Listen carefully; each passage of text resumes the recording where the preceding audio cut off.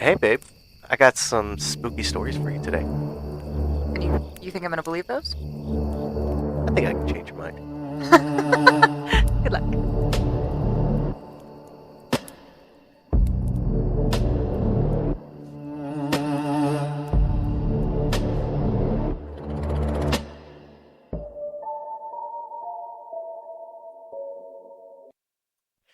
Damn, I still love it. I still love it. I got a big old goofy grin on that intro every time. Hi, hello. Welcome back to the Make Me Believe podcast. Please join us by the campfire as I read my wonderful wife, Kaylin, some spooky stories and efforts of. Oh, wait, do you want to say hi? Hi. There you go. Thought you And forgot efforts. about me. I did. Sorry, my bad. And efforts of making her believe in the paranormal, supernatural, and frankly, anything that goes bump in the night. And how do you think that's working out for you, my dear sweet husband, Adrian? That's you. You want to say hi? Hello, you did not forget about me. I don't. I think it's going pretty good. We are doing something different this episode. And you think that's gonna convince me that all of this mumbo jumbo is real? 100%. Oh, you live in such a fantasy world. I do. I A just- fantasy world? I just couldn't imagine A fantasy world. living in that kind of world. I like it. This is a nice world to live in. Come join me. I'm good. Okay. I'm fully centered in reality. All right. I mean, sure you are. That's fine. I do find it funny that I say that because I'm writing a book, Mhm. and it's a fantasy book. Yes, you do. you love the fantasy. I love it. You do, and yet you don't believe. I don't. It Like the hurts. majority of the non-business books or self-help books, things like that I own Uh-huh. are Fantasy. fantasy. Yeah.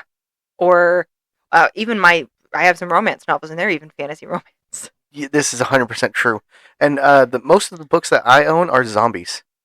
Yeah, you do own a lot of zombies. It's weird, right? Yeah. Even I find that weird. You do also have like you're going to get so mad because I'm going to butcher the crap out of this. You are. I'm getting ready. The Lightning Thief? Yes. Do you own those ones or is it is there a difference between the Lightning Thief and the Olympia thingamajigger? They're the same ones. Okay. I thought they were, but So you're talking about Rick Riordan. sure. That is the author, and it's the series you're thinking of is Percy Jackson Yes. and the Olympians. Yes. And the Lightning Thief is the first one. Okay, because you like those. I do. Because I remember do. when the most, I don't know if it's the most recent book, but it was like the first one that had come out in a while. Uh-huh. You were really excited about that, and the little one was like, "We have to get that for Dad for Christmas." Mhm. Like he was full. Like, I didn't even. I originally told him I was like, "We got to start thinking of stuff for Dad," and he's like, "This book." Yeah. He has the other ones, right? And I said, I think so. Mhm. And so he came in here and he looked and he's like, "Mom, is this all of them?" And I'm like, I don't know. Let me Google that. It was all right. We have to get him the next one, Mom. We have to. I'm like, all right, sounds good. I started reading them in high school, and I fell in love with them because I love Greek mythology, and so the fact that it brings in all the Greek mythology and like in real modern day USA is definitely a big thing, and so I like that.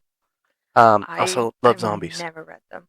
I hate zombies. You do. I hate zombies. Yeah. Like typically zombie books or zombie movies take place in a post-apocalyptic world, and I love that so much. No. Oh my goodness, it's so great. I'm geared more towards the love story fantasy stuff. You are now. There is some love interests in the fantasy in the zombie books. A lot of them. Okay. There's some love. I did read I didn't read it. I watched the that zombie one with oh my gosh, I can't remember his name. I can picture him in my head. Warm Bodies. Yes, that one. That's a good one. I think I owned that one. I think I might. I don't know. I saw that one in theaters. I just like because I'm not an overly mushy person. No, you're not. So I read them and I live vicariously through those characters. Yeah. And then I come back to reality and I yell at robots. That's yeah. Okay, all right. Well, so we do have a bit of a welcome to part 2 Yes. of this special that I got going on. So if you haven't listened to part 1, you need to stop, go listen to part 1, and then come back to this one. Yes. We'll give you some time. Yeah, go ahead. Pause. And welcome back. Welcome back. There you go. Hey, how because you it's doing? important. Because Yes. otherwise, you're going to be thoroughly confused. I don't even know what's about to happen, and I know you'll be thoroughly confused. Yes. So we have part 3 and 4 of Yes. this. Because it's a 4-part story, you It said. is a 4-part story. And it's long. I will say that. Okay, so buckle in, everybody. Buckle in. Get some popcorn. We already ate some today. We did. So, I got one question for you before we begin. I probably have an answer. Okay. We're going to see. Everybody cross your fingers and your toes. It's the answer he wants. And if it's not, we'll see what happens. Okay. Ready? I mean, it's an unknown thing. We're in unknown territory right now. We are. I'm feeling like very, I don't know. I'm like. You're in it. I'm in it. I love so. All right, you ready for the question? That wasn't the question? That was not the question. Oh, okay. Man, he's got a lot of questions today, guys. Yeah, that's it. Are you ready? Bring it on. There you go. Okay. All right. So this is continuation of this is part 3 and part 4 of I found a door in my apartment that wasn't there yesterday by Reddit user Linus287. Here we go. Daniel? My mother whispered from the closet. I'm not asking you to open the door anymore. The latch clicked again. I'm asking you to let me out. Don't do that. I stood frozen in the middle of my bedroom, my old bedroom, the photo box at my feet, and the brass key clenched so tightly in my fists that its teeth cut into my palm. Something shifted under the bed. The child beneath it had stopped crying. Now it was breathing. Slowly. Wetly. Get the hell out. Like it was trying to match mine. The closet door opened an inch. Run. Warm yellow light spilled through the crack. And somehow that was worse than darkness. Behind the door was not my closet. I could see the edge of a hospital bed. A pale curtain, a metal tray with plastic cup on it. I could smell disinfectant, lavender soap, and something underneath it all that I had spent years trying to forget. Sickness. My mother's hand appeared around the edge of the door. Thin fingers, paper skin. The little scar across her knuckle from when she cut herself making my birthday cake when I was 9. Please, she whispered. I'm tired. I took one step toward her. Something moved under the bed again. A hand slid out from beneath the frame and touched my ankle. Small, cold. A child's hand. I looked down before I could stop myself. There was a face under the bed. Not a monster's face. A boy's. Maybe 6 or 7. His skin was gray, his lips were blue, and his hair was plastered to his forehead with black water. He looked up at me with eyes so scared and human that for one stupid second, I forgot what he was. Don't let her see me, he whispered. The closet door opened wider. My mother stood there now. Not the young version from the diner. Not the almost right version from behind the glass. This was her from the hospital. Small, fragile, wrapped in a thin blue gown. Her hair had started to grow back in soft gray patches. Her cheeks were hollow, but her eyes were kind. Too kind. Daniel? She said, and smiled like it hurt. You came back. Behind me, the bedroom door shook. Mr. Keller slammed into it in the hallway. Daniel! He shouted. Don't answer her. My mother's smile faded. Martin always ruins everything. I backed away from the closet. Her eyes followed the key in my hand. You kept it, she said. I looked down. The brass key was no longer dry. Black water had gathered between my fingers and was dripping onto the floor. What is this? I asked. My mother tilted her head. You know what it is. No? No. You wore it around your neck for 3 days after I died. My throat closed. I had never told anyone that. Okay. Not my father, not my friends, not Mr. Keller. After the funeral, I had taken the key from my mother's jewelry box and tied it onto a shoelace. I wore it under my shirt until my skin turned green from the brass. I told myself it was stupid, then I put it away. No one knew, except me. And her. The bedroom door shook again. Daniel, Mr. Keller yelled. The key doesn't remember her. It remembers your grief. My mother's face twitched, just once, like a bad signal. The boy under my bed tightened his grip around my ankle. Please, he whispered, don't leave me with her. I looked from him to my mother. Something was wrong. Not with her face, with the room behind her. The hospital bed was too clean. Curtain was too still. The metal tray reflected nothing. No walls, no ceiling, just a perfect slice of memory, cut out and held behind the closet door like bait. My mother extended her hand. Come here, honey. I wanted to. God help me, I wanted to. Instead, I asked, what did you call me when I was little? She smiled. Danny. I shook my head. Everyone called me Danny. My father, teachers, friend. What did you call me when I was scared? The smile stayed on her face, but her eyes changed. Just a little. Sweetheart, she said. I stepped back. Wrong. My real mother never called me sweetheart. When I was scared, she used to crouch in front of me, hold both my hands and say, you don't have to be brave for me. Every time. Even in the hospital when I tried not to cry. You don't have to be brave for me. The thing wearing her face stared at me.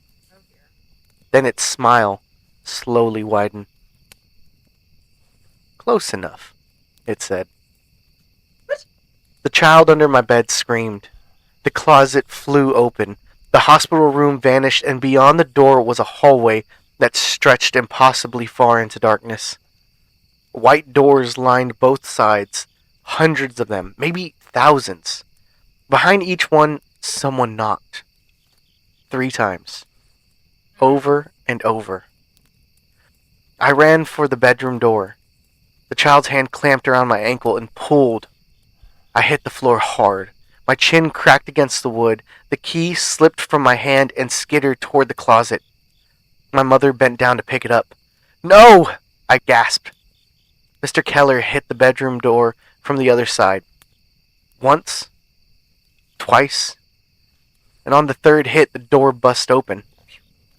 He stumbled in, holding the broken half of the kitchen knife like a stake. His eyes went straight to the closet, then to the key sliding across the floor.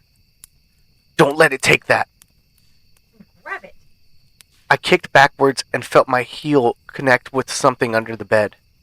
The child cried out, and the sound became louder, older, deeper, angrier. Mr. Keller lunged for the key, but so did my mother. For 1 second, their hands touched. Mr. Keller screamed, not in pain, but in recognition. The thing in the doorway smiled at him with my mother's face. Martin, it whispered. You taught me how to beg. He grabbed the key anyway. The moment his fingers closed around it, every door in the hallway behind my mother's slammed open.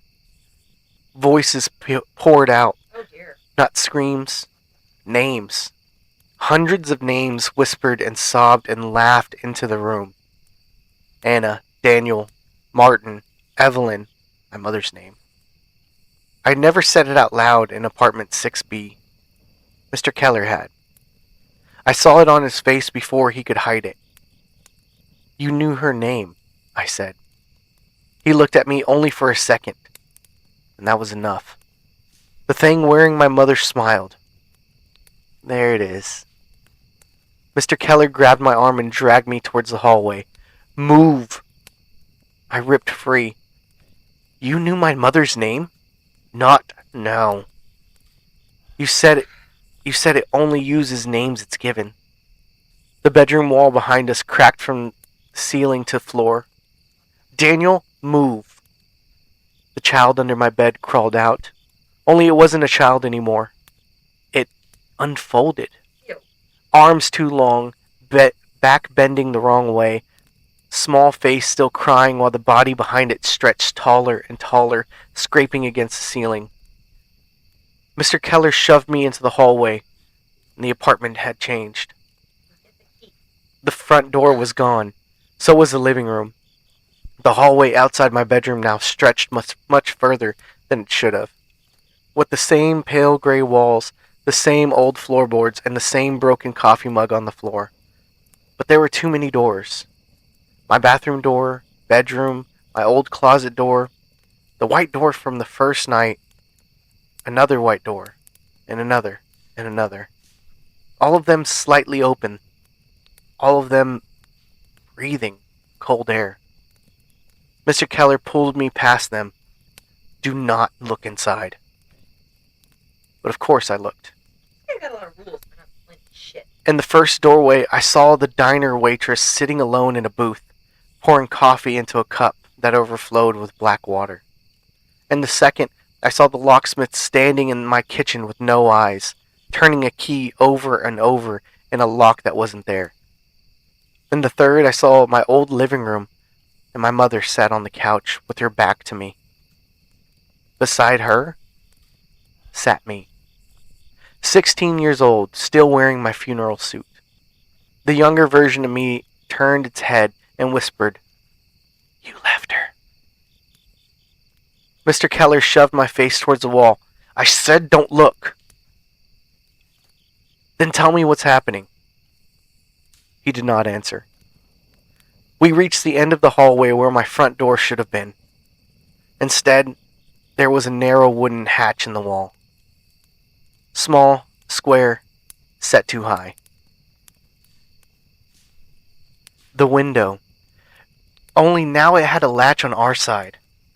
Mr. Keller pressed my mother's key into my hand. "Open it." I stared at him. "If I ask you to open anything," I said, "it isn't me. Remember?" His face twisted. "Daniel, this is different." Behind us, every door in the hallway opened another inch. The air filled with whispers. Some were my mother's, some were Anna's, some were Mr. Keller's, and one was mine. "Open it, open it, open it." I backed away from him. Yeah, he probably did. "How do I know you're you?" Mr. Keller looked past me, towards the doors. Then he said it very quietly. "Because I don't want to go through." That sounded true. Too true. He reached into his coat and pulled out a burned key. "Your key opens a way back to what it knows. Mine opens a way back to where it started." "And where's that?" He looked at the little square window. "The dead room."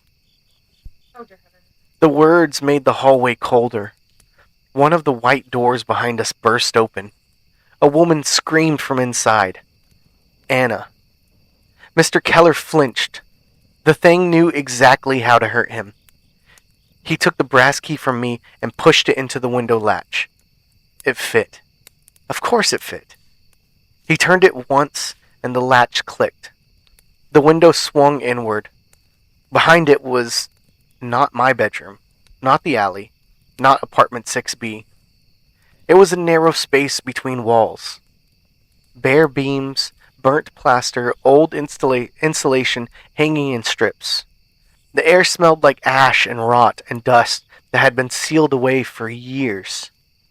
Mr. Keller climbed through first. I hesitated. From the hallway behind me, my mother said, "Daniel, you don't have to be brave for me." Shouldn't have told her that. I stopped. Mr. Keller went still on the other side of the window. The voice was perfect. Not almost. Perfect. I turned slowly. She stood at the far end of the hallway, between two white doors. Not sick, not young, just my mother. Exactly as she had been on one ordinary afternoon years ago. Before hospitals, before needles, before whispered conversations in the kitchen. She looked tired, sad, and real. "You asked me what I used to say," she said. My eyes burned. Mr. Keller whispered, "Daniel." My mother shook her head. "He doesn't know me." I wanted to believe her, and that was the worst part. The monster didn't need to be convincing all the time. Only once. Only in the right voice, with the right words. She took a step towards me. The doors on both sides of her opened as she passed them. Behind them, faces watched. My younger self, the boy from under the bed, the locksmith, the old man from 6A, Anna, and people I did not know. All waiting. All hungry. My mother reached out. "Come home." I climbed through the window. Mr. Keller slammed it shut behind me. On the other side, my mother screamed. Not with grief, with rage. The sound shook dust from the beams. We were in the dead room. It was barely wide enough for us to stand shoulder to shoulder. The ceiling sloped low above us. Charred wooden supports crossed the space like ribs. The walls were covered in old scorch marks, and in the far corner, something had scratched names into the plaster. Thousands of names. Some old and faded, some fresh, and some still wet. I found mine almost immediately.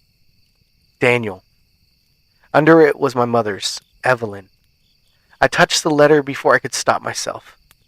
The plaster was warm. "Why is her name here?" I asked. Mr. Keller looked away. "Because it knows her now." "How?" Martin. He said nothing. I grabbed his coat and shoved him against the beams. "How?" Eat him up. For a second, I thought he might lie. He probably will. Then he seemed to collapse inside himself. "When I came to your apartment the first morning," he said, "you said it spoke with your mother's voice." "So?" "I asked you her name." "No, you didn't." "Not directly." I remember Mr. Keller in the hallway, pale, shaking, asking questions too fast. "Was she dead long? What'd she die of?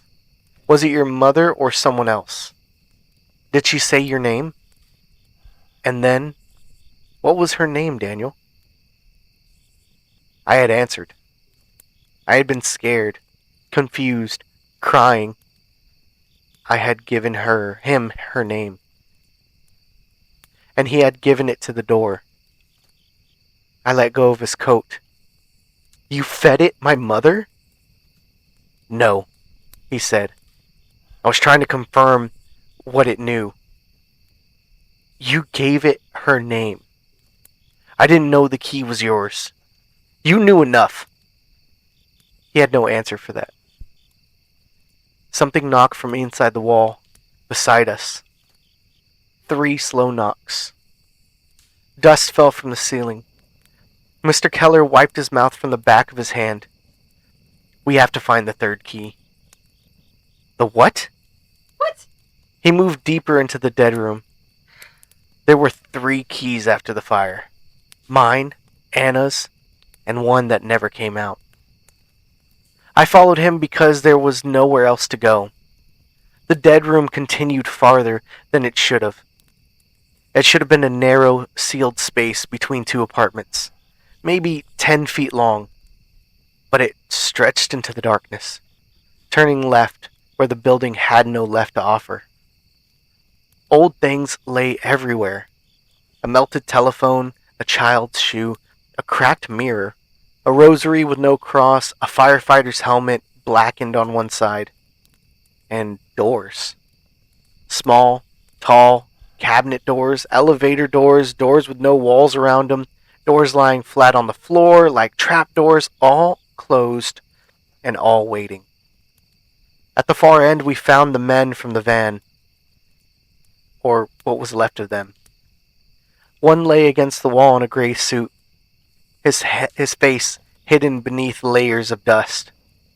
The other sat upright beside him, clutching a notebook to his chest. His skin had dried tight over his bones. His mouth hung open as he had died, mid-sentence. Mr. Keller froze. "That's Carter," he whispered. "The one that didn't come back?" He nodded. I took the notebook from the dead man's hands. The cover cracked when I opened it. Most of the pages were ruined by water, but some were still readable. Entry 14. The thing does not create voices. It borrows them. A name is a handle. A memory is a hinge. Grief is the invitation. I turned the page. 3 keys have appeared in every known incident. 1 key opens, 1 key closes, and 1 key remains inside. Do not allow the subject to choose a third. My hands went cold. What does that mean? Mr. Keller did not answer. Shocking no one.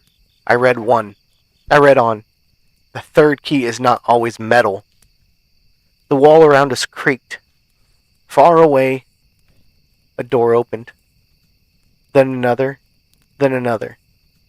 Mr. Keller pulled the notebook from my hands. "We don't have time." I took it back.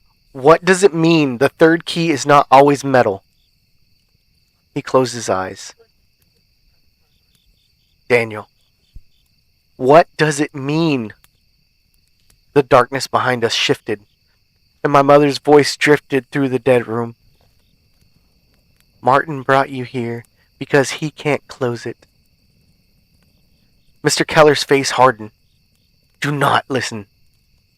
You must be telling the truth around here. "He tried before," she said. "He tried with priest, with locks, with fire, with men who knew the old rules." A soft laugh moved through the hallway. "But the 3rd key has to stay inside." I looked at him. Mr. Keller would not meet my eyes. The dead room seemed to tilt beneath my feet. "You brought me here to leave me." "No." "You did." "I brought you here because it followed you. Because you gave it my mother's name. Because you took the key. Because you told me to come back for it.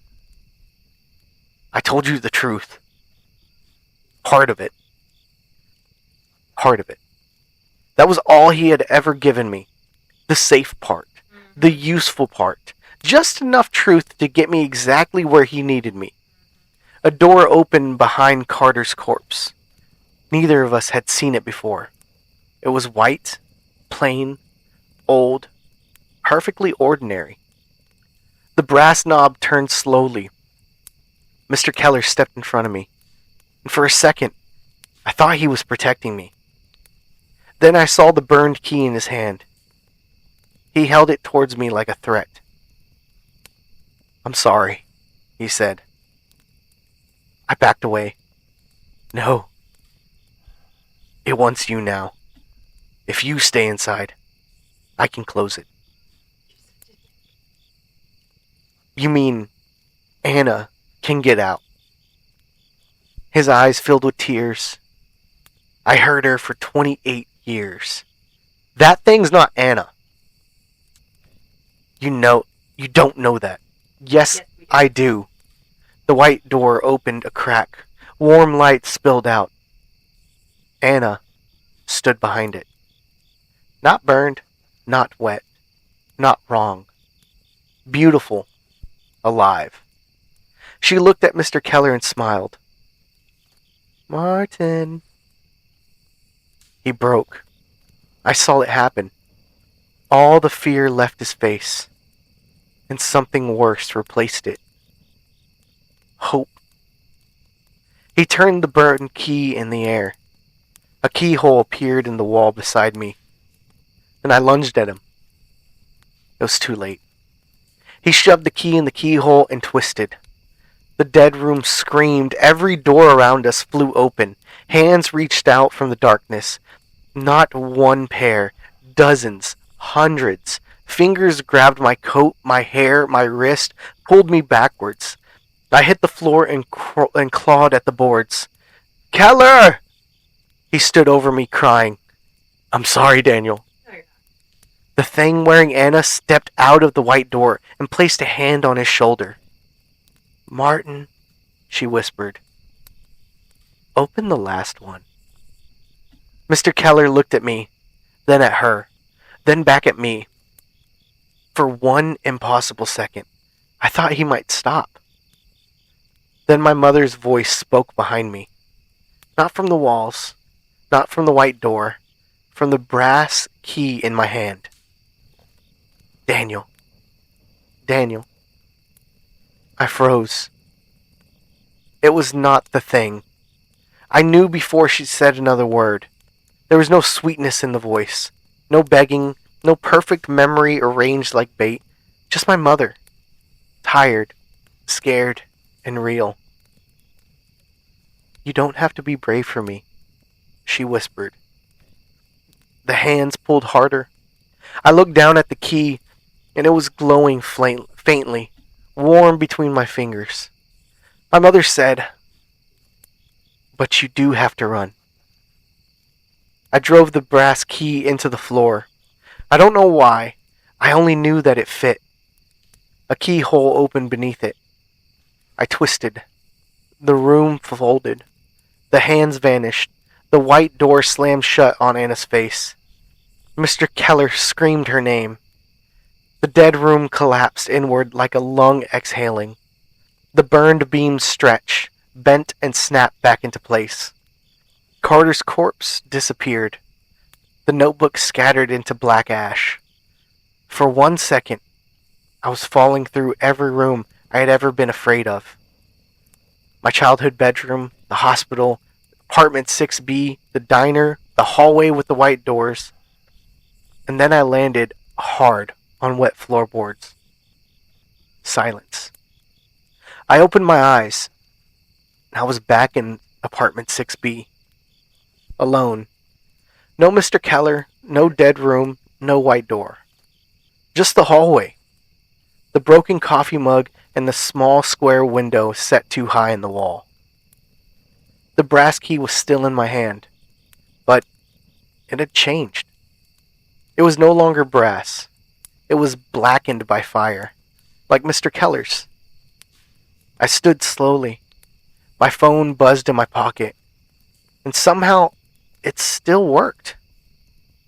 One message from my own number. You chose the wrong key. The bedroom door behind me creaked open. I turned. Mr. Keller stood inside my old bedroom. At least, I thought it was Mr. Keller. He was soaked from head to toe. Black water dripping from his coat onto the floor. His eyes were empty, and behind him, in the darkness, under my bed, something was laughing in Anna's voice. He lifted one hand. In his palm was a key I had never seen before. Small, white, and made of bone. The third key, he said. Then, every door in apartment 6B unlocked from the inside. That's the end of part 3. Ooh, I got a lot of beef with this jackass. with Mr. Keller. Yeah. Yeah, he's The only one telling the truth is the bad guy. And yeah. at this point, is he really the bad guy? We don't know. The entity is spilling all the beans. Is it really bad? Is it? I mean, at this point, Mr. Keller is pissing me off. Like, I want to jump into this story and just beat the ever living crap out of him. Right? And see that I think that's we've read a lot of stories on here. Uh-huh. And I think it's whenever you get pissed off at people is whenever you do know that that's some good writing. Like, I'm only going to tell you a little bit, because, Just enough. yeah. But you're causing more problems by not telling the full story. Yeah. Well, that's kind of his point. Trust me. Why the freaking hell should I do that? Oh, well, here's a little bit of information. Oh, okay. And then Nah, I want the whole truth and nothing but. Let's go. let's do it. My Telling goodness. Just like we were watching, was it this morning when we were watching the rest of, Scream? yeah, when I said everybody needs guns? Yeah. Yeah. Because the gun may not do anything to this entity, but it for damn sure would to this dumbass over here keeping secrets. That is called murder, my good dear. And You're it is going often through- frowned upon in most No, countries. I didn't say I was going to kill him. I'm Okay. just going to threaten the shit out of him. Oh, okay. Okay, got it. That makes sense. Tis be fair. You're screwing around with my life. Mm-hmm. You came to me, Mhm. and now you're jerking me around? Yeah. No, I don't play that way. And you gave my mother's name to this creature. Yeah. It was an accident. Bullshit. Man, Oh, I didn't mean to. I was just trying to figure out what it knew. No, you weren't. You already know. You know everything. You're trying to get your wife back. She's gone. She's dead. Yep. There's no getting her back, you jackass. And that and that's a kind of a trope in horror supernatural. Yeah. This is the grieving husband or the grieving father Yeah. and trying to go back to, get back what he lost. Yeah. And it's always so sad It is. because you want to feel for the guy. Yeah. But he's doing it all wrong. He's like it's grief. That's all it is. Yeah. I mean, granted, this is a fake story. Sure. But I 100% understand grief and wanting the person back who's gone. Yes, absolutely. I'm looking at a picture of somebody I prefer to have back. Mm-hmm. But there's no amount of anything on this earth that I can do to bring somebody back. Yeah. And if I start hearing this person's voice coming from my closet, I'm calling a priest. Well, apparently Mr. Keller already called the priest. But did he really? Well, it said he called the priest. He Yeah, called well, locksmith. To do what, though? Because he wants to get his wife out of there. Mm-hmm. So was it to really close everything up, or was it to figure out how to get her out? My goodness, you are heated. I'm mad. I love it. This is like I almost, love it so much. This is almost not quite to the same level of, I guess Coyote's live in our state after all. It's these last two parts are I need a drink, and I don't even drink that much anymore. it's these last two parts Oh that my I was like, I gosh. cannot wait for Kaylin for her reaction, because I'm reading you this stuff and I could hear your responses, like you just talking, your reaction to the story, and it's absolutely pure gold. I love it. I mean, I would say a lot more, but then nobody would hear you tell the story, because that shit pisses me off. When you make poor decisions because you think you're protecting somebody, no. You say everything all at once. Mhm. You give them the full information, and that way they trust you. You have to trust me. Why? Why Unless- should I trust your dumbass? Unless you have ulterior motives. When you haven't, and that's the problem. You can't give me the truth. Then I don't trust you. And now I'm on my own. And I Mhm. have to figure out what I'm doing on my own. Mhm. And people could get hurt because you are being a lying sack of shit. Yeah. And I'm putting up with that. You can leave. By all means, I'll handle my shit on my own. do it. I'll call a real priest, and he can come over here and perform an exorcism. Exactly. I'll do what I need to do. But if you're going to lie to me, but then again, I assume everyone's lying to me. That's fair. So, Even me? No. Okay. You don't lie very well at all. I'm a horrible liar. Because you smirk. No, I There's don't. also something in your eyes, but I'm not going to tell you what your eyes do. What? It's way more fun this way. Oh My goodness, what the hell? All right, It's fun for me. whatever. All right, whatever. Okay, you ready to get into part 4? I don't know. I'm already mad. I feel like this next part's just going to piss me off even more. He needs to kill Mr. Keller. I know, It's right? got to. I mean, I don't condone violence The hell you do? against humans or animals. But this guy, tie him to a chair, something. Mm-hmm. Lock him in a closet. Mm-hmm. Tie him to the hood of a car. I don't care. But he got to go. He got to go. He's a problem. Yes. Because this little slimy son of a bitch knows more than what he's telling you. He does. And Daniel just wants to live his life. He does. He wants to live it. He wants to be normal. And then you got Mr. Keller coming up in here screwing it all to hell. Mm-hmm. I guess I would live in our state after all. I'm just mad all over again. All right. You ready? No, I'm so mad. I'm so mad. All right, we're gonna take a break, and then we'll come back to it. Yeah, whatever. Okay, so you ready? Bring it on. There you go. Okay, and here we go for the final part. The third key, Mr. Keller said. Then every door in apartment 6B unlocked from the inside. It was not one sound. It was hundreds. Deadbolts turned, chains slid loose, latches clicked open, hinges shifted in places there should not have been hinges at all. The bathroom door, the bedroom door, the closet, the little square window in the wall, the front door, even the kitchen cabinets opened. The oven, the refrigerator, the narrow gaps between the floorboards, all of them just opened just a little. Just enough to breathe. Cold air poured into the hallway. Mr. Keller stood in my bedroom doorway, soaked in black water, holding the white bone key in his open palm. From a distance, he still looked like himself. Up close, he didn't. His skin seemed too loose, and his eyes were empty in a way no living person's eyes should be. Behind him, something laughed under the bed, in Anna's voice. "Martin," it whispered. "Show him." Mr. Keller's fingers closed around the bone key. I backed towards the hallway wall, still clutching the blackened key that had once belonged to my mother. "Keller," I said carefully, "what did you do?" His head tilted slightly. For a moment, he looked confused. Then his face twitched, and pain moved across it. "Daniel." That voice sounded like him. Almost. "What did you do?" I asked again. He looked down at the bone key as if he had only just noticed it. "I opened the last one."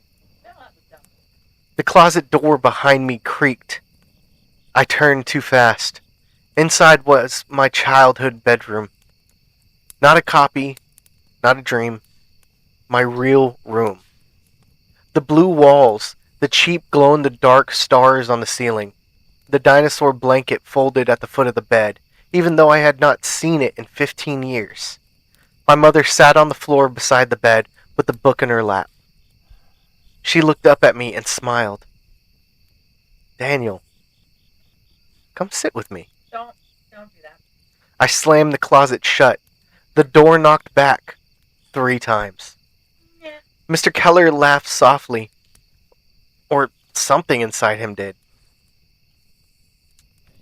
"You can close them," he said, "but not forever."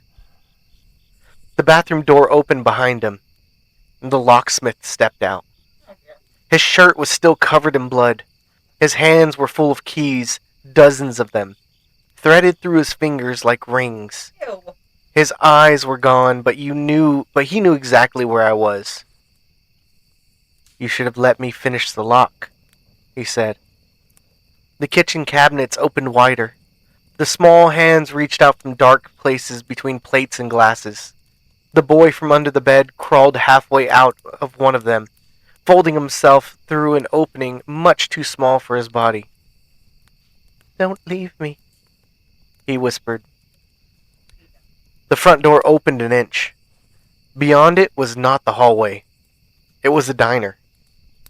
People sat in booths with their backs to me. Coffee poured onto the table and ran black over the edges. The waitress stood by the counter, staring at me with water dripping from her mouth. Every door was a memory. Every opening was bait. And all of them knew my name. I took one step back. The floorboard beneath my heel opened like a mouth. I jumped away just before something pale slid out and snapped shut where my foot had been. Mr. Keller watched me with an empty stare. The third key chooses, he said. No, I said. He smiled. It was not his smile. The third key stays inside. The bone key lifted slowly in his hand, as if it was being pulled by a string, and the tip of it pointed at my chest. The blackened key in my fist grew warm, and then I heard her, not from the closet, not from the walls, but from my key. Daniel, my mother whispered. I almost cried from the sound of it. Her voice was faint, like she was speaking from the other end of a long tunnel. Mom? The thing wearing Mr. Keller stopped smiling. Every open door in the apartment went still. My mother's voice trembled. Don't give it another name. What? I swallowed. What do I do? Remember me right. The bone key in Mr. Keller's hand twitched. The thing did not like that. Ooh. My mother said, Not the hospital. The bathroom mirror cracked. Not the funeral. The closet door shook on its hinges. Not the last day. The front door slammed open, and my mother's scream poured through it. The same scream I had heard from behind the first white door. I covered one ear, but kept the blackened key pressed to the other. Then what? I whispered. For a moment, there was only static. Then she said, The kitchen. I closed my eyes, and I remembered. Not the hospital room, not the smell of antiseptic, not her hand turning light and fragile in mine. The kitchen. Our old apartment before 6B. Saturday morning. Rain tapping against the windows. My mother standing barefoot by the stove, burning pancakes because she was trying to dance and cook at the same time. I was maybe 8. She had flour on her nose and laughed so hard she had to lean against the counter. She handed me the worst pancake I had ever seen and told me it was shaped like a dragon. It was not. It was black on one side and raw in the middle. I ate it anyway. Because she made it. Because she was laughing. And because she was alive. The blackened key burned hot in my palm. A door slammed shut, and then another. The kitchen cabinets closed by themselves. The boy screamed. The bathroom door slammed. The locksmith vanished behind it. Mr. Keller's body jerked as if something inside him had been pulled backwards. No, he said. But it was not Mr. Keller speaking. I opened my eyes. The apartment was still wrong, but less wrong. The walls had stopped breathing. The floorboards were just floorboards again. The bone key trembled in Mr. Keller's hand. What did you do? The thing asked. I looked at the key in my fist. I remembered her before you had her. The thing wearing Mr. Keller stared at me. And then all the doors began knocking at once. Not 3 times. Too many times. Angry, desperate, losing rhythm. The walls shook, paint split, cold water ran from the ceiling in thin streams. Mr. Keller's mouth opened too wide, and Anna's voice came out of him. Martin, please. His body went rigid. The real Keller was still in there.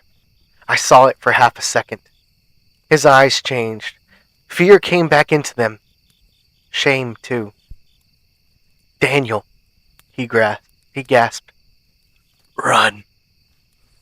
And then Anna's voice softened. Martin, don't let him close me out. Yes, you should. He sobbed. The bone key lowered. Then it lifted again. He was fighting it. And losing. I backed into the living room. The pale square window glowed in the hallway wall. It was open now. Just a crack. Behind it was the dead room. And then I understood. The apartment was not the trap. The dead room was. The thing did not live behind the door. It lived in the space people sealed away. The room no one talked about. The memories no one wanted to enter again. Apartment 6B had only been its handle. A name, a hinge, a way in. Mr. Keller staggered towards me. Take it, he said. His voice shifted between his own, Anna's, and something older underneath both. Take the bone key. I shook my head. What happens if I do? His face twisted. For a moment, it chooses you. And then? He looked at the square window. And then you can choose where it stays. The thing inside him hissed. The bedroom door slammed open behind Mr. Keller. Anna stood there now. Burned now. Wet. Real enough to hurt. Martin? She whispered. He turned toward her. Anna. She held out one hand. You said you'd come back for me. He took one step, and then another. I wanted to yell at him, but I knew it would not matter. He had been walking towards that voice for 28 years. The bone key slipped from his hands. It hit the floor without a sound. Everything stopped. Every door, every drip of water, every whisper. The key laid between us. Small, white, and made of bone. I looked at Mr. Keller, and he looked at me. For 1 second, she was completely himself. Don't pick it up, I said. And then Dan and Anna smiled behind him. Pick it up, Daniel. The voice was my mother's. Perfect. I almost moved. Not because I believed it, because I wanted to. That was the worst thing about it. Knowing something is a lie does not always stop you from needing it to be true. My hand twitched. The blackened key burned me. My real mother whispered from inside it. Not that memory. I closed my eyes again. Kitchen, rain, burned pancakes, dragon, her laugh. Then I opened my eyes. The thing wearing Anna had lost my mother's face. For the first time, I saw what stood behind all of them. It was tall enough that its head bent against the ceiling. Its body was narrow and folded wrong, like someone had tried to build a person out of wet shadow and old ash. Faces moved beneath its skin, pressing outward, silent and furious. My mother's face was still there. But not all of her. Only the sick part. The dying part. The part it had stolen from me because that was the part I kept feeding. I bent down and picked up the bone key. Pain exploded through my hand. Not sharp pain. Something deeper. It felt like something had reached inside my bones and turned them. Every door in apartment 6B opened fully, and I saw everything. The dead room, the diner, the hospital, the fire from 98. Anna screaming in smoke.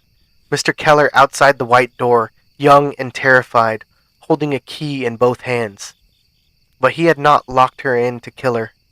He had locked the thing in because she had begged him to.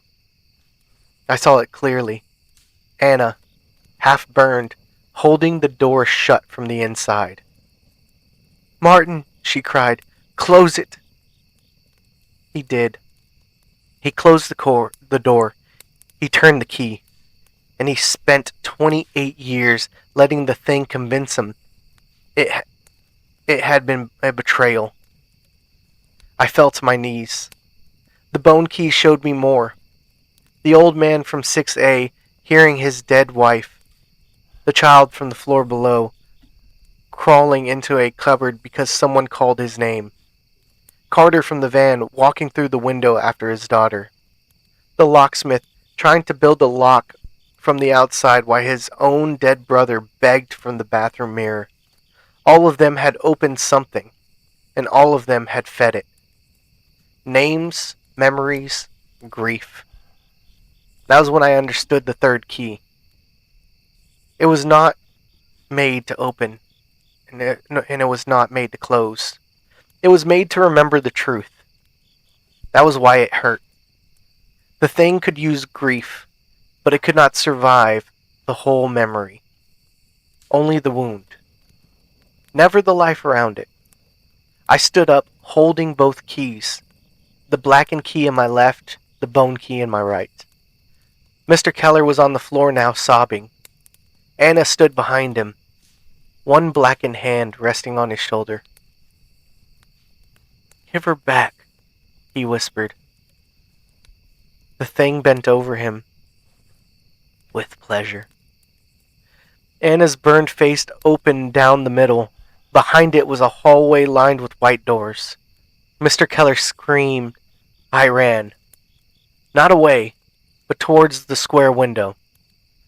The thing realized too late. Every door in the apartment slammed and opened again. Hands reached from the walls. The floor tried to split. My mother called from the closet, from the kitchen, from under the bed, from everywhere at once. "Daniel!" I kept running. "Daniel, please!" I remembered the kitchen. "Daniel, I'm scared." I remembered her laughing. "Daniel, don't leave me again." I remembered what she really said when I cried. "You don't have to be brave for me."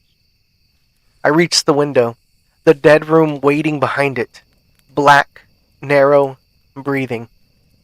The latch was gone. There was only a keyhole. I tried the blackened key. It fit. Of course it fit. One key opens. I turned it. The window swung inward. Cold air hit me so hard I almost fell back. The dead room was different now. Larger. Endless. Its burned beams stretched into darkness like ribs inside a giant chest. Ew. Thousands of scratched names covered every wall. Daniel was there. Evelyn, Martin, Anna, and beneath them, new letters were forming. Not scratched by hands. Burned into the plaster by themselves. Who stays? The thing dragged itself through the apartment behind me. It was no longer pretending to be anyone. Faces pressed against the skin.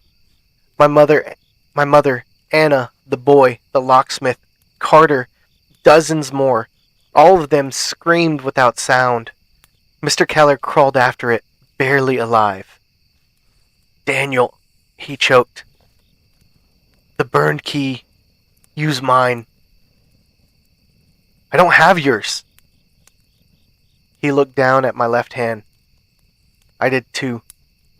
The key that had been my mother's was blackened now, like his. Because I used it wrong. I had chosen the wrong key.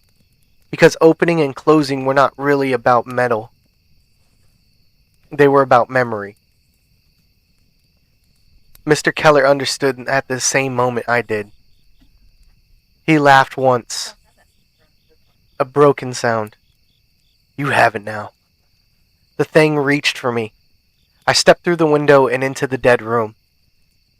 The air changed immediately. The apartment sound vanished. No sirens, no dripping water, no voices from the hallway. Only knocking. Deep inside the walls, 3 slow knocks. I turned back. The thing stood in the window frame, too tall to fit, and fitting anyways. It pressed one long hand against the side of the opening. Daniel, it said. This time it used my voice. I saw my own face stretched beneath its skin. That almost broke me. Not my mother, not Anna, but me. A version of me that had opened the closet. A version of me that stayed in the hospital room. And a version of me that still wanted to be a child with his mother beside him. You can still have her. No, you can't. It said. No, I whispered. You can hear her whenever you want. No, you can't. No. You can ask her everything you never asked. No, you can't. That stopped me. Because of course there were things. There were always things. Why didn't you tell me you were scared? Did you know you were dying? Did you hear me when I said goodbye? Were you proud of me?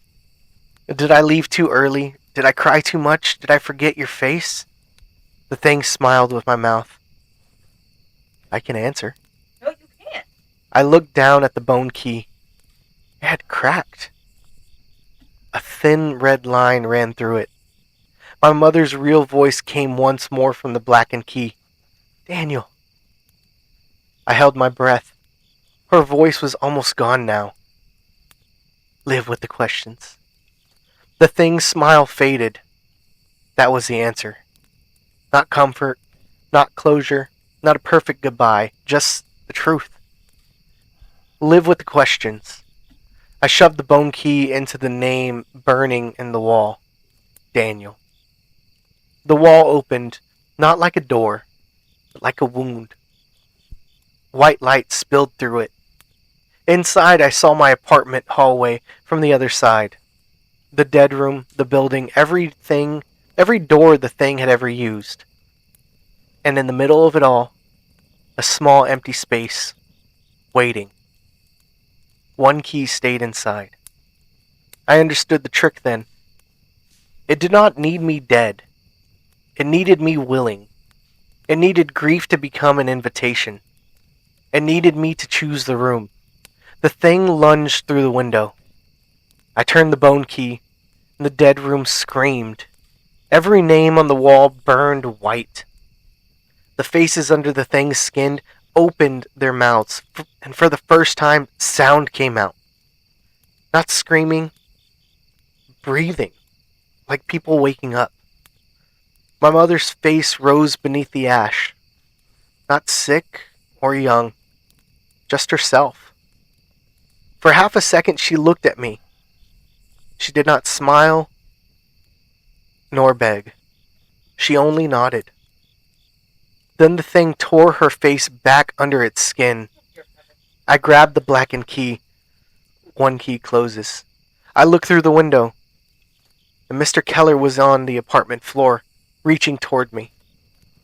Throw it, he said. What? The key. Throw it to me. Behind him, Anna stood in the bedroom door. Not the thing, not smiling. Burned, weeping, and real. At least, real enough. Martin, she said. He looked at her. This time he did not move towards her. He looked back at me. I locked her in once because she asked me to, he said. I forgot that. It made me forget. His hand shook. Throw me the key, Daniel. Probably don't do that. I knew what he was asking. No. No. He smiled through the tears. Don't be stupid. The thing thrashed inside the dead room. Half in the window, half out. The bone key held it, but not for long. Cracks raced across the walls. Doors opened and shut in the dark like teeth. Mr. Keller stretched his hands farther. I'm already inside, he said. Anna stepped beside him. She placed one burned hand over his, and for the first time, her face did not change. No trick, no perfect memory, no bait, just pain. and maybe forgiveness, or something close to it. I threw him the blackened key. He caught it, and the moment he did, the dead room pulled him towards the window. He did not fight it. Anna came with him. Together they stepped through. The thing screamed in every voice it had stolen.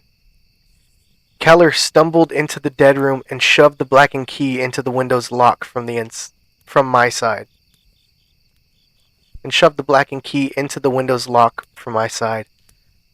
But he was still too weak to turn it. I crawled towards him. "No," he said. "I can help." "You help by leaving." The room shook harder.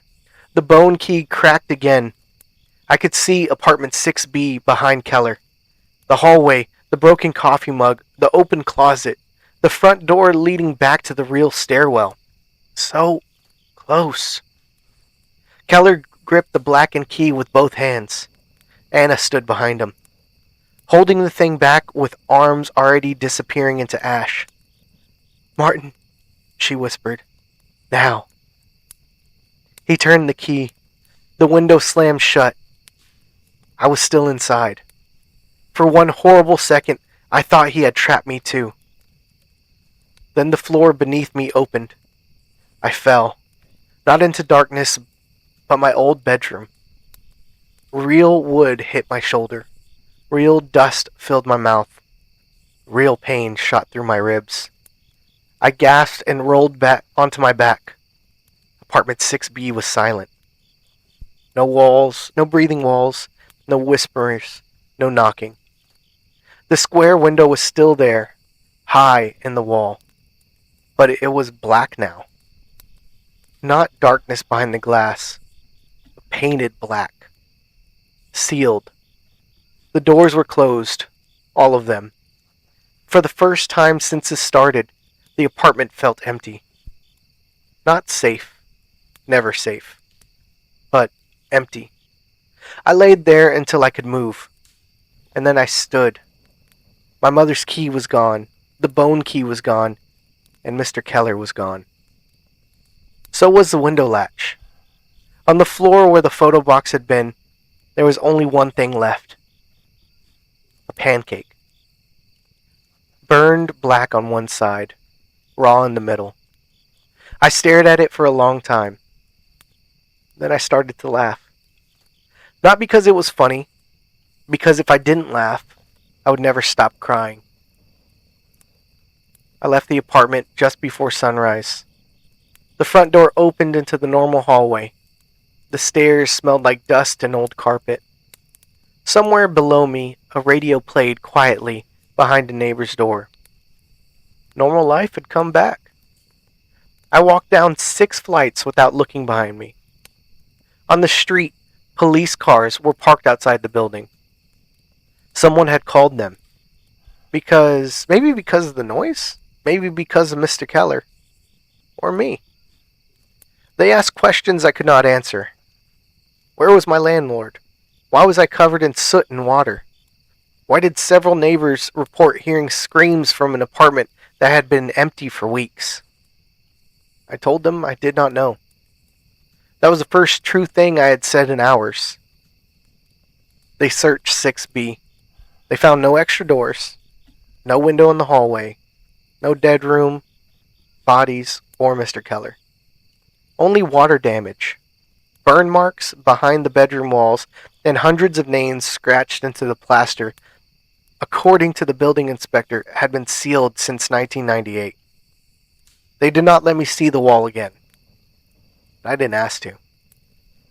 I moved out of the city 2 days later.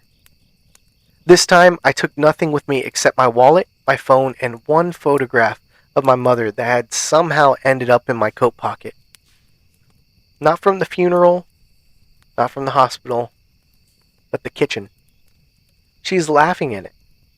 There's flour on her nose. I do not remember taking the picture, but maybe I did. Maybe someone wanted me to have it. I don't know. For 3 months, nothing happened. No voices, no cold spots, no knocks. I found a smaller apartment in another town. Ground floor. No strange walls, no sealed rooms, no spaces that looked like they could hide anything. I slept with the lights on at first, then with only one hall light. Eventually, in the dark. I started to believe it was over. Then last night, I dreamed of apartment 6B. I stood in the hallway between my bedroom and the bathroom. The wall was blank again. No door, no window. Just pale gray paint. Mr. Keller stood beside me. He looked younger. Not happy, exactly, but less tired. Anna stood with him, holding his hand. Behind them were others. The locksmith, Carter, the boy, the old man from 6A, and my mother. She stood at the back, smiling gently. I wanted to run to her, but I didn't. She looked proud of me for that. Mr. Keller nodded once, then he raised his hand and knocked on the wall.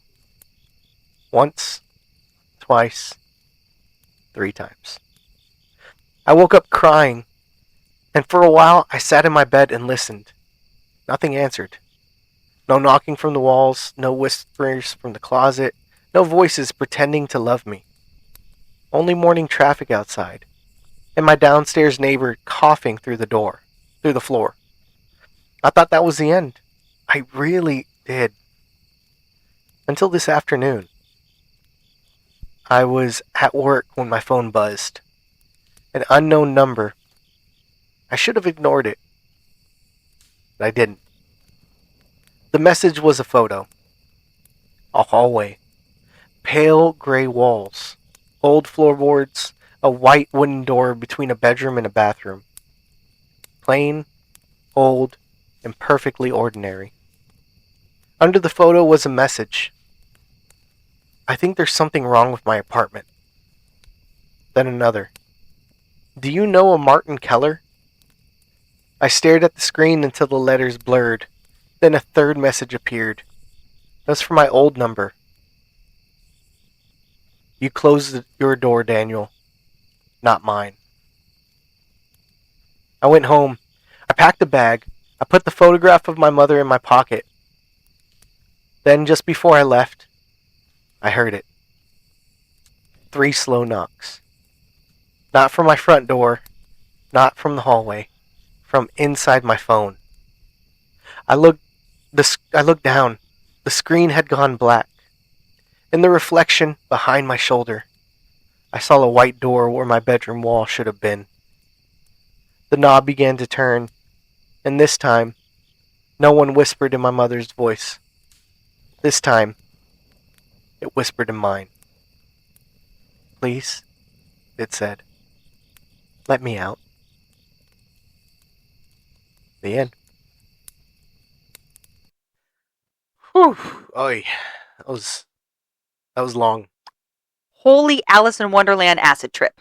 That was a little bit, right? Yeah. That was, It felt like a horror movie Alice in Wonderland. yeah. That's kind of what I don't know if that was the vibe they were going for, but that was definitely what I felt too. At this point, this dude needed to lock himself in a box. He needed to pull a Houdini, Mm-hmm. but not get out. I like it. Oh my goodness, that's crazy. It followed him. Oh my goodness, what movie was that? Was it The Voices or Pulse or White Noise? I don't remember. It was a movie about some website or something, and then it kept killing everybody. I think I've heard of that before. Yeah. It used like Oh, that was also a plot in Supernatural, wasn't it? maybe. I think so. I think it was a plot in Supernatural in one of the episodes. Was that coming from a phone? Like all electrical stuff? Yeah, something like that. Yeah, that was an early season. Remember the good old days in Supernatural. That was good. I liked the Monster of the Week. Me too. I miss that. Yeah, it didn't drag on. Wow. Ouch. Well, I Ouch. mean, you look at the freaking Leviathan season. That was ridiculous. That was a whole season of dick jokes. Yeah, that was insane. Like, let's be real here. Hey, I still liked it. Whatever. Yeah. I I know, got I know. so, I was like, can we please knock it off? Go back to the monster of the week. Good gravy. Well, so I really wanted to read that story because I did like it. I liked that it felt like a book, like reading through a book, and I don't know. I wanted to read it to you. So that's it. I mean, it was a good story. This is a really good story. It definitely it kept me going with it, and the mental imagery of it very descriptive. It was. I think I would probably enjoy it more if I could see. The words, Maybe I am probably. pretty visual, but also it seems like it would be maybe less confusing with all of the things that are happening if you could see those things, Mm. like an actual person doing this, kind of like a movie or something like that, where you can Oh, visually put it all together. okay, okay. I get you. What about some creepy drawings, like hand drawings, like little That, scratch I mean, drawings? it's visual, so Yeah, I'm a visual person. you are a very visual person. Yeah, you try to get me to imagine stuff, and I'm like, It fails every time. I don't understand what you're saying to me right now. It's like what you need to do is you need to do this, this, and this is what it's going to be, and here's what it looks like, and you can imagine. And you're like, no, I don't get it. I don't Yeah, get it. I learned when mostly when you don't answer me because you're rude. Uh huh. If I need to do something at the house, like take out the dishwasher, Mhm. and you don't answer me, Mhm. I take a bunch of different pictures and I send them to my dad, and I go, hey, I need your help because my husband doesn't love me. And then he's like, okay, what are you trying to do? I'm like, I'm trying to get rid of it. So then he will circle in the picture the stuff I need to do, and then he sends it back to me, and he goes, what I've just circled, you need to do this. Oh, okay. Yeah, we're not going to get into that dishwasher whole debacle I right did now. that all by myself, You did. You did. and I didn't flood the house or get electrocuted. I'm proud of So, you. Look at you know, I'm pretty badass. So I have no updates Aw, sad for day. this one. I think they were waiting on the final episode. Okay, just remember, I don't intentionally be an asshole, so if I was, my bad. I don't think you're an asshole. You were very engaged in the story. Yeah. Um. I try to. Yeah. I try to be engaged. Yeah. I try to have my comments. Sometimes my comments are mean, and I apologize for that. But they're real. Yeah, That's the thing. No I don't- despairing remarks. I don't. Really. I don't beat around the bush. You don't. I But, don't. Much to um, the annoyance of a lot of people. A lot. All right. Well, we're about to get out of here. So before that, I'm gonna go ahead and plug in the. Children Thrills podcast. That's the one. Oh my gosh, it's like I'm amazing. Actually, as soon as we're done here, we're gonna start recording for that one. Ooh. Yeah. Now, are you guys? You're still doing Terminator, right? No. No. You're still airing Terminator. Airing Terminator. Yes, and we're not going to talk about which one is next. Yeah, I didn't think so. I Until figured that was a secret. yes, So you guys will have to tune in to find out what the next series is, because you guys are going through franchises. Yes. So you've done Terminator, Rocky, Aliens, Predator, Yes. and so you guys have another franchise that you're going through next. 100%. And you're very excited about it. I'm super excited about it. And so it's going to be a lot of fun to go through that. And you guys are going to talk about what? We talk about our favorite scenes, favorite quotes, characters, and a lot of behind the scene trivia. All right. And what was your favorite one in the Terminator? Ooh. If you had to pick an overall one through the whole franchise, favorite character. You're going to have to tune into the last episode to find out what my favorite movie is. But out of the franchise, but my favorite character from the whole franchise. We didn't talk about a favorite character through the whole franchise, but I'm gonna go with. I know I like to throw some curveballs at you. You do. I'm fun like that. I could cheat and say Arnold, but he appears as a different character. But specifically, Arnold from T2. He's the best. That's the best movie ever.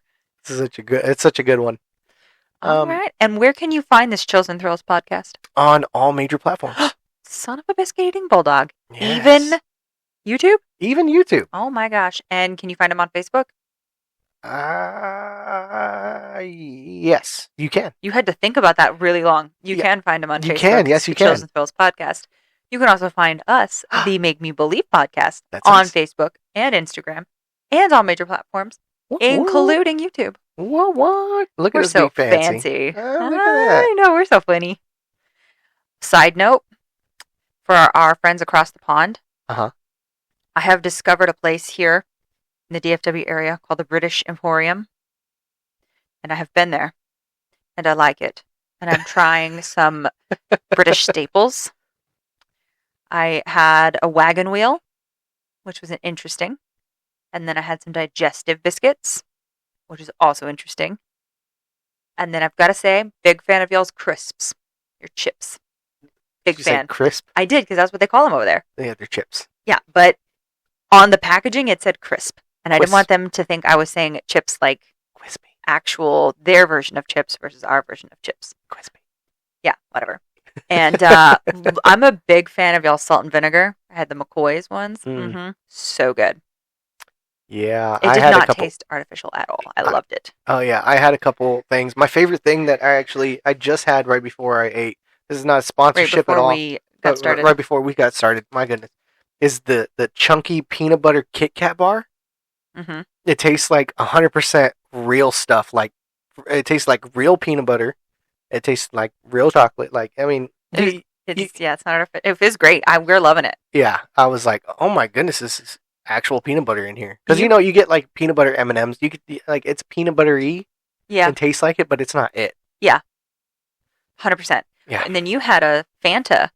I did. Yesterday from there too, and it was from the UK, and it was It was like legitimate flavors. We have what is known as class going on here. Yeah, we're getting real fancy. Super fancy. Yeah, he bit into that Kit Kat, and he was like, "Oh, what is this?" Which was fun. So those of you across the pond, you got some good snacks. Yes, and if you have any recommendations, throw them out. What we should try, whether that's more of your biscuits or biscuits. Yeah, but that's what they call them. You son of a bitch. All right. Or like pork pies and whatnot. Just throw them our way. Throw them out. I'm so into it. I'm a big, as y'all know, Great British Baking Show fan, and so I want to try all the things. I'm ready for it. So send it our way. Okay. All right. Well then, I think that's about it. So before we get out of here, I got a quick question for you. Okay, and I've got a quick answer for you. All right, my love. Do you believe? No. Oh wow. Not even a little bit. All right. Maybe next time. Yeah, maybe next time we will definitely try. We will go back to our original formula and check it out. And you try to convince me with multiple stories? Yes. Yeah. So your big long one didn't work, so now you got to go back to the little ones. We'll see. Yeah. We'll see. Undecided. But you're gonna try anything. I'm trying anything. Anything and everything to get me to believe in this nonsense. That's it. 100%. May the odds be ever in your favor. Love it. All right. All right. Well, thank you again for joining us this episode. And hope you enjoyed it. Yeah. Bye. Bye now.